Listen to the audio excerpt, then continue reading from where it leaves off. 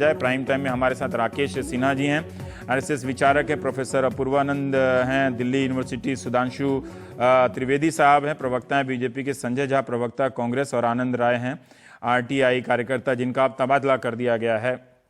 मौजूदा स्वयंसेवक तो हैं, अभी अपने आप को पूर्व नहीं कहते। लेकिन आप लोगों से शुरू करने से पहले एक झटाक से एक फोन ले लेता हूं। प्रोफेसर सुनील कुमार सारंगी साहब है, निदेशक हैं एनआईटी राउरकेला के। सर, आपसे मैं यही स्पष्टीकरण जानना चाहता हूं कि क्या आपके कैंपस में कांग्रेस की सरकार के समय सरस्वती पूजा मना कर दी गई थी छात्र कम्युनिटी हॉल में? नहीं हुआ था, कभी नहीं हुआ था।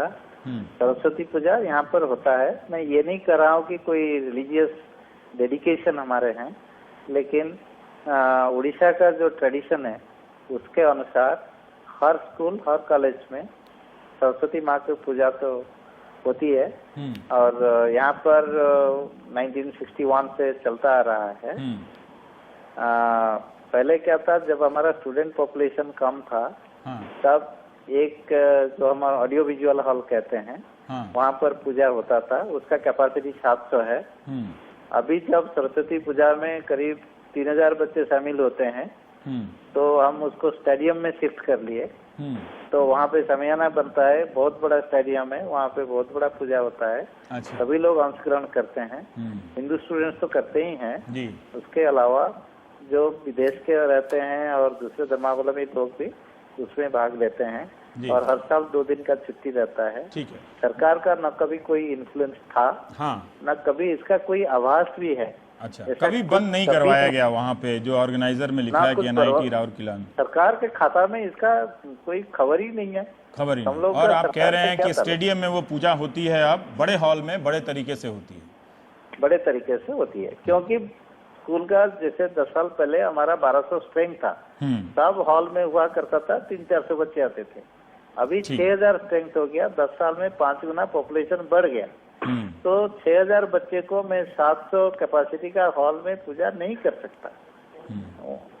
ठीक है। तो ऐसा नहीं कि किसी ने ये किया अच्छा ही करने के लिए। ये शिफ्ट कब हुआ मेरे को याद नहीं है। ये पहले ये ऑडिटोरियम से हम लोग एक हॉस्टल का मैदान में ले गए। अभी और जब संख्या बढ़ा, अब पूरा स्टेडियम हमारा जो है वहाँ पर बहुत धूमधाम से पूजा होता है। दूसरा दिन विसर्जन होता है। बहुत बहुत शुक्रिया प्रोफेसर सुनील कुमार सारंगी साहब, आप निदेशक हैं एनआईटी राउरकेला के, ये स्पष्ट करने के लिए, क्योंकि मुझे भी बड़ी हैरानी हुई कि सरस्वती पूजा से आपको क्या आपत्ति हो सकती है। लेकिन आपने बताया कि 700 से 100 की जगह अब जब 6000 और 3000 बच्चे करते हैं तो आप स्टेडियम में बड़े पैमाने पर मनाते हैं। सुधांशु त्रिवेदी जी, हम जानना चाहते हैं आपसे कि क्या आप सचमुच आपको लगता है कि एफटीआई पुणे में जो छात्र विरोध प्रदर्शन कर रहे हैं वो एंटी हिंदू हैं? आईआईटी मद्रास के जो छात्र थे वो एंटी हिंदू थे? देखिए, ये जितने अलग अलग प्रकरण प्रकाश में आए हैं, इन सब का जो एक अलग अलग विश्लेषण है वो तो बहुत तकनीकी आधार पे होगा। जैसे एफटीआई के विषय में जो उन विषयों का विशेषज्ञ है वह ज्यादा बेहतर बता सकता है कि उनके क्या ग्रीवियांसेस हैं, किन टेक्निकल ग्राउंड्स के ऊपर वो विरोध कर रहे हैं। दूसरा विषय, जैसे अभी आपने बताया कि वो ऑर्गेनाइजर में छपे हुए आर्टिकल पे, तो भाई वो ऑर्गेनाइजर का व्यू नहीं था स्ट्रक्चर्ड, वहां उन्होंने एक लेखक ने अपना व्यू लिखा। तो अब उसको हम पूरा का पूरा उस प्रकाशित पत्रिका का व्यू नहीं मान सकते। जैसे मैं याद दिलाना चाहता हूं, पत्रिका में अगर एंटी हिंदू छप रहा है किसी प्रदर्शन को, इतनी आसानी से आप कैसे कर सकते हैं कि उसका व्यू नहीं मान सकते हैं? है ना, उन्होंने बड़ा रिसर्च से लिखा, मैंने 4-5 फैक्ट्स बता दिए, ज्यादा चेक नहीं किया था। रवीश जी, मैं 2013 में आपके ही चैनल पे था और छत्तीसगढ़ के नक्सलवाद पे होती हुई बहस में एक महिला ने, वो उनका नाम श्रीवास्तव मैं भूल रहा हूं, जिन्होंने कहा कि भारत का पूरा राज्य आतंकवादी हो गया है। जब मैंने इस विषय पे आपत्ति की तो एंकर ने कहा कि ये इनका निजी विचार है। तो ऐसा तो नहीं कि वो विचार चैनल का विचार हो गया, उसी प्रकार से उन्होंने अपना विचार लिखा। हम सहमत। मैं आपसे पूछ रहा हूं, अब मैं इस पे आ रहा हूं, क्या सुधांशु त्रिवेदी मानते हैं कि एफटीआई के छात्र जो प्रदर्शन कर रहे हैं वो एंटी हिंदू हैं? अब मैं उस पे आ रहा हूं। देखिए, जब हम किसी विचारधारा के प्रति आग्रह या पूर्वाग्रह की बात करते हैं, हिंदू हैं, एंटी हिंदू हैं, प्रो वामपंथी हैं, एंटी वामपंथी हैं, तो फिर हमें प्रकरणों से निकल के थोड़ा एक व्यापक परिदृश्य पे विचार करना चाहिए। हम एक बात आपसे छोटी सी बात कहना चाहते हैं, हम कोई बहुत जानकार नहीं है सिनेमा और इन विषयों के, पर यह बताइए पिछले 60 सालों से हिंदी सिनेमा में देखते हुए शुद्ध हिंदी बोलने वाला करेक्टर हिंदी फिल्मों में क्या नजर आता है? या तो विलेन या कॉमेडियन। सर तो ऐसा क्या ये है कि उसमें संयोग मैं है? बात नहीं कर रहा हूं सुधांशु या जी, एक देखिए प्रकार अब उस का पे आप जाएंगे तो आप इन गलत विषयों ट्रैक पर पे भी विचार जाएंगे। करके हमें आप अपना मुझे मत मौका बनाना दे रहे चाहिए। हैं, मैं उस मौके का इस्तेमाल नहीं करना चाहता। मैं सिंपल ये बात कहना चाहता हूं कि आपकी नजर में वो ठीक है, सिनेमा का प्रॉब्लम, उसकी भाषा, उस पर हम अलग से बात कर लेंगे। वो अगर आप फिक्स करना चाहते हैं तो आप फिक्स कर लें। मैं तो सवाल ही पूछ सकता हूं, वो दर्शक और आपके मतदाता तय करें कि वो आपके पार्टी से तय किए हुए कहानी और कथा का फिल्म देखना चाहते हैं, वो देखें। वो मुझे कोई उसमें एतराज नहीं है। अगर मुझे व्यक्तिगत होगा तो मैं पूछ लूंगा। मैं ये जानना चाहता हूं कि बीजेपी के प्रवक्ता के तौर पे क्या आपको लगता है कि आईआईटी मद्रास के जो छात्र थे वो एंटी हिंदू गतिविधि कर रहे थे? जो एफटीआईआई पुणे के जो छात्र हैं विरोध प्रदर्शन करके, जो भी है उनका जो भी मत है, वो कोई एंटी हिंदू कर रहे हैं? उनकी लड़ाई तो मैंने आपकी सरकार से है किया कि केस बाय केस आपकी में सरकार हिंदू सरकार है केसेस का जो उस आपकी सरकार की नीति का विरोध करते हुए वो एंटी हिंदू हो जाते हैं। देखिए केसेस में तो अलग अलग उसका एक्सप्लेनेशन होगा। हां, जहां हिंदू और एंटी हिंदू शब्द की बात है तो रवि जी यहां समस्या उस हिंदुत्व के इंटरप्रिटेशन और समझ की है, उसकी नहीं है। इन्होंने जिसको कहा हम है कि हिंदुत्व ये लोग कहते इसलिए हैं कर रहे हैं कि वो और जिसको धर्मराज वो का रोल हिंदुत्व अदा कहते किया हैं, है। उसमें जमीन सर, वो आसमान का धर्मराज अंतर नहीं है ना, वो तो कुछ यदि भी हो शब्द सकते हैं। की उनको- परिभाषा उनको ही वो अपने योग्य हिसाब से आदमी हो गढ़ी सकते जा हैं, रही उनकी है। योग्यता पे सवाल नहीं उठा रहा हूं, लेकिन वो राम का रोल करके रवि राम जी, बन मुझे जाएंगे भी- और धर्मराज का धर्म बन रवि जाएंगे। जी, तो इससे देखिए। हिंदुओं को ही सतर्क हो जाना चाहिए कि कल को कोई कह दे कि वो रवि जी, असली आप वाले राम संवाद नहीं, मैं करना ही राम चाहते हैं या हूं। मुझसे मुझे अपनी बात पूरी कर तो लेने आप देना चाहते बताइए, हैं? उसका जवाब दीजिए ना रवि फिर। जी, हाँ, अरे भाई, या तो आप मुझे जवाब देने नहीं दें, तो फिर 3-4 मिल नहीं रहा है ना वाक्य तो सर। बोलने देना। आप फिर सिनेमा दूसरे का वाक्य में विश्लेषण हस्तक्षेप करने न लगे ना। करें। मैंने पूछा क्या वो एंटी हिंदू हैं? अरे भाई, आप विश्लेषण ही पूरा होने देते। हाँ, अच्छा, तो मैं चलिए। कहता हूं 1957 की मदर इंडिया से देख लीजिए, वहां का विलेन जब आप देखें सीन पर तो देवी मां की पूजा करता है, और दबंग का विलेन जो है वो हनुमान जी के उससे टीका लगा कहता जाइए चुलबुल पांडे को मार दो। इसमें उस विषय में मत जाइए, कभी विश्लेषण उसका करके देखिएगा। जो मैं बात कह रहा था, अभी शिक्षण संस्था का आपने उदाहरण दिया, तो भाई साहब एक तरफ तो शिक्षण संस्था में या था वंदे मातरम भी कहना भगवाकरण है। आप तो फिर ठीक है, दूसरा नहीं करना टेक ले रहे हैं ना चाहिए। सर, आप तो दूसरा टेक ले रहे हैं। दूसरी अभी ये तरफ लड़के आप गजेंद्र चौहान का अंग्रेजी विरोध कॉन्वेंट करते हुए, स्कूलों देखिए में- मैं उसे वंदे मातरम पे नहीं देखिए जा रहा रवि हूं। जी, आप फिर आप मुझे भावनात्मक, या आप तो फिर आप कहेंगे कि कम आप से बोलने कम नहीं दे रहे 4-5 हैं। वाक्य पूरा करने दें, या फिर आप बोल लीजिए। आप मदर मुझे इंडिया अपना का वाक्य उदाहरण तो दे रहे पूरा तो आप करने दीजिए, बताइए तो ना मैं कि वो कहना एंटी चाह रहा हूं, हिंदू वो हैं बात कि तो नहीं आने है। मैं तो तब से वहीं आप ही पर अरे अटका भाई, हुआ मैं हूं। तो व्याख्या कर रहा हूं ना, आप मुझे बताने तो दीजिए। आप ये बताइए हिंदुत्व का मतलब क्या है? आप 1995 की सुप्रीम कोर्ट के जजमेंट से सहमत है या नहीं? हाँ या ना बताइए, मैं जवाब देने को तैयार हूं। बहस हिंदुत्व पे नहीं हो रही है। बहस ये हो रही है कि जो लड़के विरोध कर रहे हैं वो क्या एंटी हिंदू हैं? वो किसका विरोध कर रहे हैं? क्या जिस सरकार का विरोध कर रहे हैं क्या वो हिंदू सरकार है या पूरे देश की सरकार है? मैं हिंदुत्व पे बात नहीं कर रहा हूं, ऑर्गेनाइजर ने लिखा है ना एंटी हिंदू। रवि जी, क्या मैं जवाब दे सकता जी आप दे दें, फिर आप इनको पूछ लें, फिर मुझे बाकी और लोग भी बैठे हुए। हाँ, नहीं भाई, ये मुझे स्वीकार नहीं है रवि जी, नहीं है कि स्वीकार। मेरे हर दूसरे वाक्य पे हस्तक्षेप होगा और मेरा तीसरा वाक्य नहीं पूरा होने दिया आप जाएगा। कर लीजिए ना तीसरा वाक्य पूरा तो कर मुझे लीजिए ना। आप कृपया सिर्फ 5 सेंटेंस पूरा होने दीजिए, फिर उसके बाद आप जो मन हो वो बोलिएगा, ठीक है?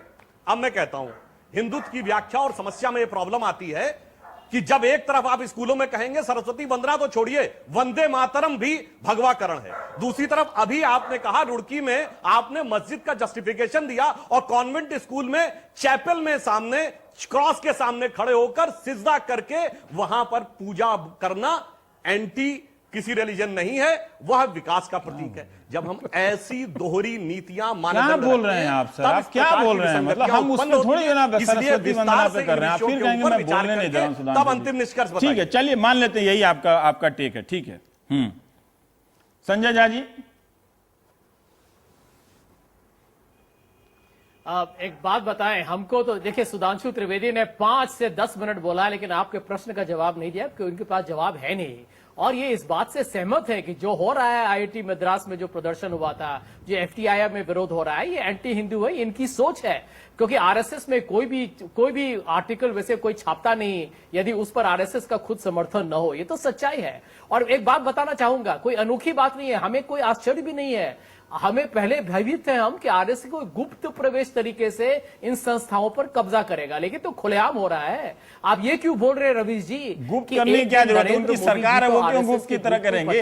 भाई आपने जो किया है, इनका तो यही टेक है ना कि आपका लेफ्ट का कब्जा रहा है सरकारों पे। मैं बताना चाहूंगा कि दीनानाथ बत्रा, एक मिनट, बिल्कुल और दीनानाथ बत्रा के किताब में फॉरवर्ड किसने लिखा था? नरेंद्र मोदी जी ने कोई लिखा हो, अब वो तो देखिए, प्रधानमंत्री आज ने लिख भी आप सकते हैं। एक IIT, सेकंड, संजय जी, अब मेरे एक सवाल का जवाब दीजिए। मैं ये पूछ रहा हूं, नहीं, एक मिनट, जिस किताब में इतिहास को बदला जा रहा है, हाँ। जिस किताब में आप किताब बदल देंगे, इतिहास थोड़ी बदल जाता है। डिस्टॉर्ट कर रहे हैं। किसने कह दिया किताब लिख देने से इतिहास बदल जाता है? बच्चों को गलत चीज सिखा रहे हैं। आप प्लास्टिक सर्जरी की बात कर रहे हो, वो कैसे उनको सही लिख होगा? लेने दीजिए, 2 नहीं, ये किताब तो लिख के बेतुका ले बात आएंगे, अच्छा है। देखिए, 4 किताब बड़ी बात है, आज पढ़ने आप वाले जो भी पढ़ लेंगे, संस्था अच्छी बात लीजिए। है। मुझे इस सवाल का जवाब दीजिए कि देखिए ये डिबेट इसलिए भी रवि जी, कमजोर होती देखिए, है कि आज जब चाहे आपकी आप सरकार सूचना होती है की ना, संस्था लीजिए, संजय जी, जब आप लोगों की सरकार होती है तो आप भी उसी रूट से तो अपने लोगों को बिठाते हैं ना। क्या गलत करते हैं? अगर आप इस रूट से इस बात के हिंदू है एंटी हिंदू होने की आलोचना करते हैं तो आप लोग तो वही कर रहे थे। नहीं, एक मिनट, मैं उसका रवि जी मुझे जवाब देने दीजिए। देखिए, आज यदि शिक्षा, सूचना, मनोरंजन, चाहे फिल्म सोसाइटी हो या सेंसर बोर्ड हो, शिक्षा की जितने संस्थाएं हो, Indian council of historical research, Indian council of advance studies, हर जगह आरएसएस क्यों कब्जा कर रही है? हमारे वक्त हमने जिस भी शख्स को हमने सदस्य बनाया था या हमने किसी को अध्यक्ष बनाया, आप उसके हुनर, उनकी क्षमता, उनकी प्रतिष्ठा, उनकी तजुर्बा पे कोई कलंक लगा सकता है? ये तो कह रहे हैं ऐसी वाद विवाद पहले क्यों नहीं हुई है? क्योंकि अचानक देखिए आरएसएस और भाजपा चाहती है कि 4 साल के उनके पास वक्त है, वो चाहते हैं कि इस वक्त वो जो भी कोशिश करे अपने तरफ से वो हर कानून का उल्लंघन करते हुए वो आरएसएस की विचारधारा का प्रचार करना चाहते हैं। और नरेंद्र मोदी की सरकार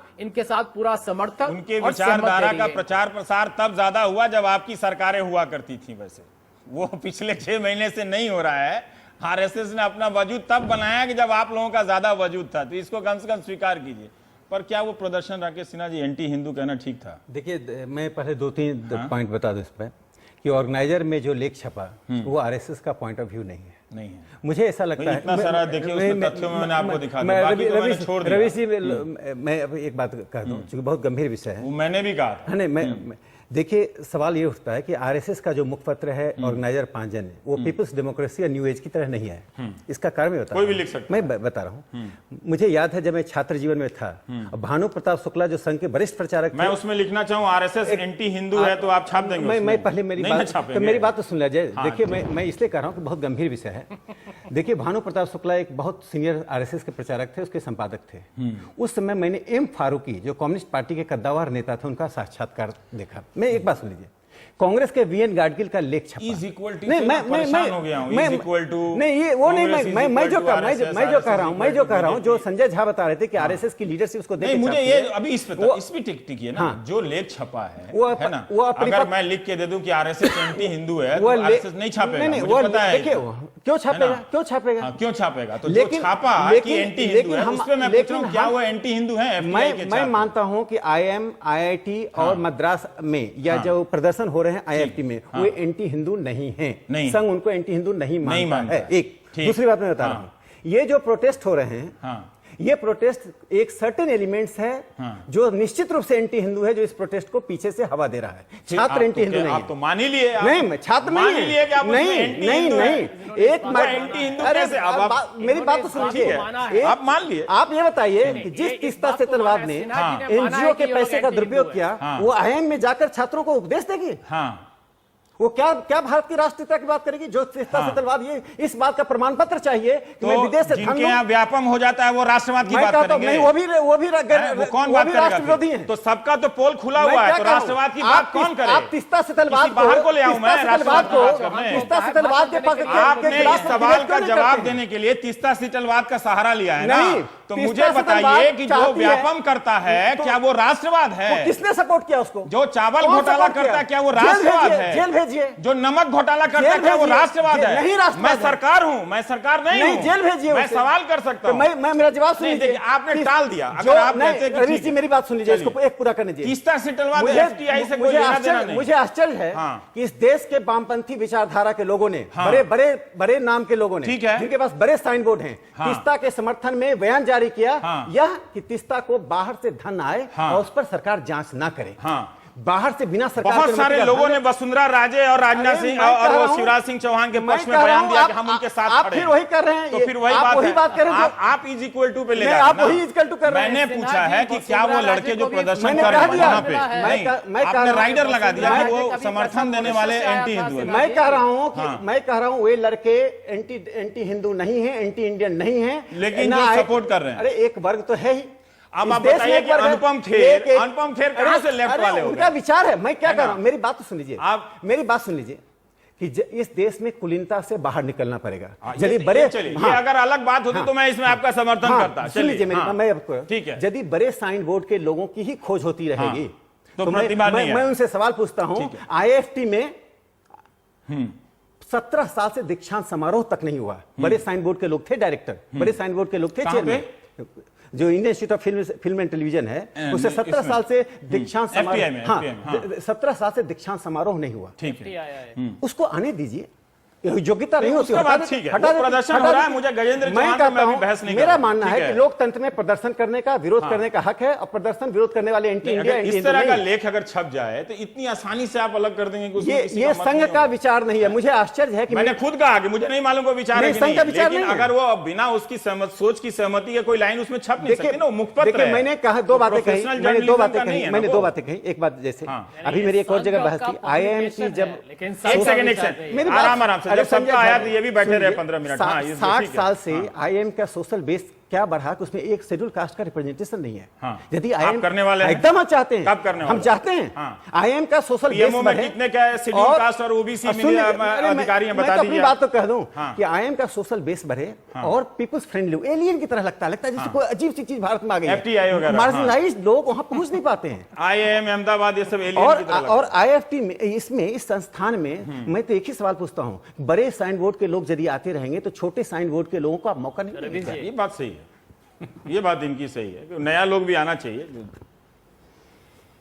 जो राकेश जी ने कहा, मैं आप चाहता हूं आप इतने देर सबको सुनते रहे तो आप टिप्पणी कर दीजिए। ये एक बात सही है कि लेफ्ट का भी अपने जमाने पे संस्थाओं पे कब्जा रहा है, ठीक है, प्रभाव रहा है, जो भी रहा है, ये बात सत्य है कि उन लोगों ने भी अपने पसंद की भर्तियां की हैं, इसे कोई मना नहीं कर सकता है।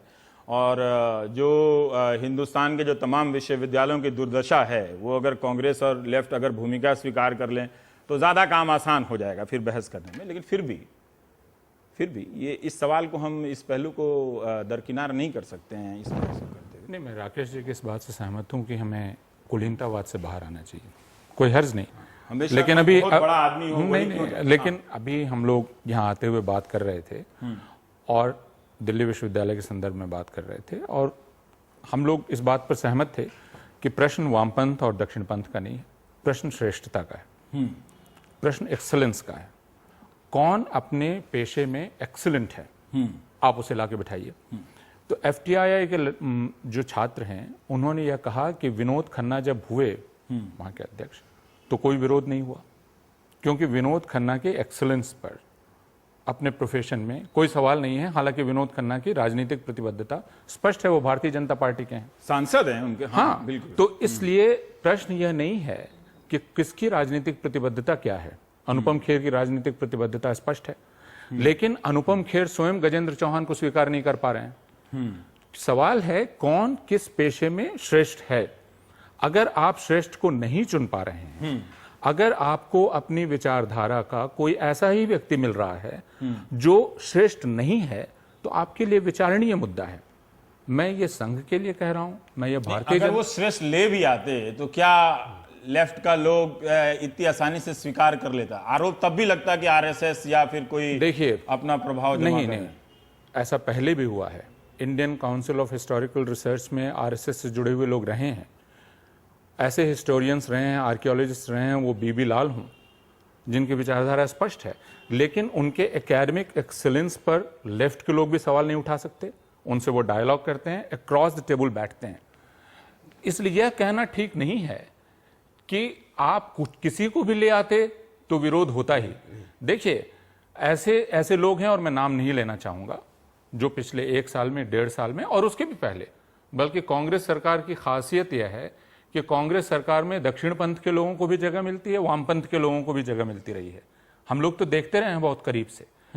तो अगर दक्षिण पंथ से जुड़ा हुआ एक व्यक्ति जो अपने अकादमिक क्षेत्र में एक जाना हुआ नाम है, प्रतिष्ठित नाम है, जिसके शोध पत्र प्रकाशित हैं, तो जिसकी किताबें प्रकाशित हैं, उससे कोई ऐतराज किसी को नहीं है। ठीक है, उसकी लीडरशिप में काम करने से किसी को ऐतराज नहीं है, उसकी विचारधारा कोई भी हो।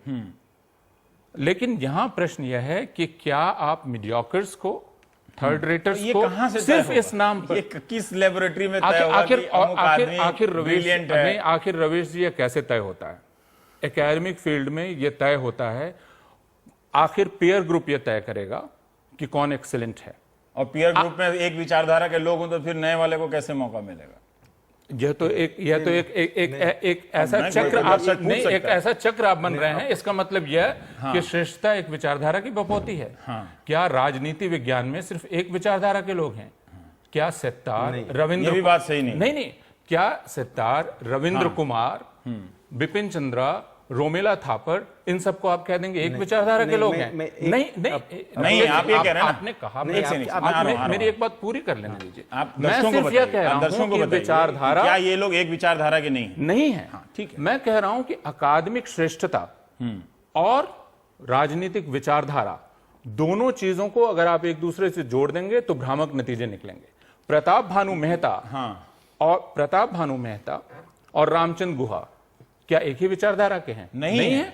लेकिन वो सारे अलग अलग विचारधारा के लोग एक विचारधारा के विरोधी तो हो सकते हैं ना? हो सकते हैं, है ना? वो तो अगर वो सब मान लेते हैं कि लेफ्ट की अलग अलग धाराएं हैं, वो लेफ्ट ना भी नहीं, तब ये सोचना पड़ेगा कि आखिर क्या बात है कि जो लिबरल्स हैं, सुन एक सेकंड, कि जो लिबरल्स हैं, जो लेफ्ट हैं, जो डेमोक्रेट हैं, वो संघ की विचारधारा के विरोधी हैं। कि जो लोग भी विरोध कर रहा है उनको सबको एक तरह से एंटी हिंदू कहना भी सही नहीं होगा ना?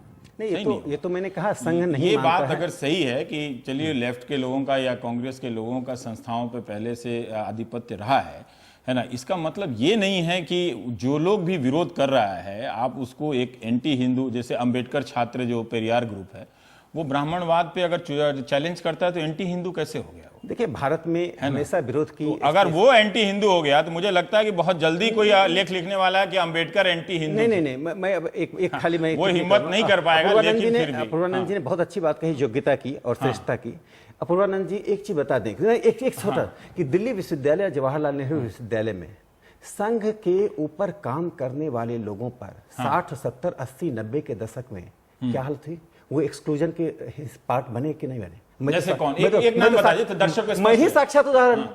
मुझसे पूछा गया what is difference between you and Nathuram Godse interview में। अगर आप ये कहेंगे तो बहुत सारे इंटरव्यू में ये पूछा जाता है नहीं लेने वाले लड़कों से कि संस्कार और संस्कृति में क्या अंतर है, और ये भी जवाब दिया जाता है कि गांव में संस्कार होता है और शहर में संस्कृति होती है। मैं दिल्ली यूनिवर्सिटी का टॉपर था, दिल्ली विश्वविद्यालय में मुझे जॉब लेने में 10 साल लग गए सिर्फ संघ के बैकग्राउंड के कारण। क्या बात कर रहे हैं? ये अगर ये बात आपकी सही है मैं मान सकता हूं, 10 साल लगा मुझे। बहुत सारे लेफ्ट वालों को भी मैं जानता हूं जो 20-20 साल पढ़ाने के बाद भी नौकरी देखिए वो अलग बात है। देखिए दिल्ली विश्वविद्यालय के टॉपर को, में सही है, दिल्ली विश्वविद्यालय के टॉपर को, चूंकि मैं विद्यार्थी परिषद का था, हेडगेवार पर काम किया था, ये प्रश्न इसलिए पूछा गया कि डॉक्टर हेडगेवार पर मैंने काम किया 39 में, और इसके कारण, इसी के कारण मुझे भुगतना पड़ा। और मैं नहीं, वो लेफ्ट के लोगों को भी और जो एंटी बीजेपी हैं उन लोगों को भी 15-15 साल आप जानते हैं दिल्ली विश्वविद्यालय में। मैं दर्जनों लोगों को जानता हूं दिल्ली विश्वविद्यालय में, जो दिल्ली विश्वविद्यालय में फर्स्ट डिवीजन लाए, मुझे आनंद राय जी एकेडमिक छोड़कर लॉ में चले गए, चूंकि यहाँ जॉब की कोई संभावना नहीं थी। ठीक है आनंद राय जी, आप इस बहस में ये शामिल हैं इसलिए हैं कि क्या आप बता सकते हैं कि आप आरएसएस के स्वयंसेवक रहे हैं, आप पता नहीं आप हैं या नहीं है,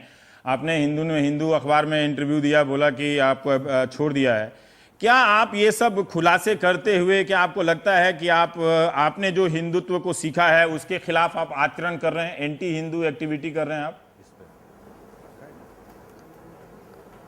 नहीं, ऐसा नहीं है। मैंने हिंदू अखबार में ये बोला है कि जब से व्यापम मामले का खुलासा मैंने किया तब से जिस तरीके से मुझे रूटीन अर्चना कार्यालय बुलाया जाता था, छात्रों से जुड़े कोई मुद्दे हैं, जो बैठक है, संगोष्ठी है, उसमें बुलाया जाता था, वो बुलाना 1.5-2 साल से संघ ने बंद कर दिया। दूसरा, मैंने एक प्रश्न उठाया था कि जिस तरीके से प्रज्ञा भारती को लेकर संघ एक खड़ा हुआ है उनके पीछे कि इनकी मदद की जाए, उसी तरीके से जो हम लोग हैं जो व्यापम के लिए काम कर रहे हैं, व्यापम के खिलाफ का, हमारे क्लियर प्रोटेक्शन के लिए कहीं भी संघ नहीं दिख रहा है। आप देखिए आज ही मेरा ट्रांसफर हो गया, आपके चैनल में संबित पात्रा ने बोला था कि कोई मेरा बाल बांका नहीं कर पाएगा, लेकिन आपके बोलने के बावजूद, सबके बोलने के बावजूद आज मुझे स्थानांतरित कर दिया गया। तो कहीं भी हमें ऐसा नहीं लगता है ना कि संघ हमें बचा रहा है।